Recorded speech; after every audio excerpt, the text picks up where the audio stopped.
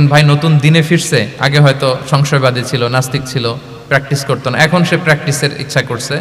এই সুযোগ পেয়ে আমি তারে বলা শুরু করলাম, নামাজ পড়তে হবে, রোজা রাখতে হবে, জাকাত দিতে হবে, তোমার ওয়াইফের পর্দা করাইতে হবে, হালাল হারাম ও কয়েক সারছে, আমার সম্ভব না। ও বলবে ভাই আগে যা ছিলাম ওইটাই ভালো ছিল, এতগুলো তো আমি মানতে পারবো না।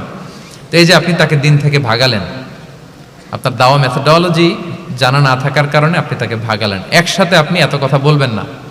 নতুন যখন কেউ দিনে ফিরে তাকে আপনি একসাথে এত কথা বলবেন না।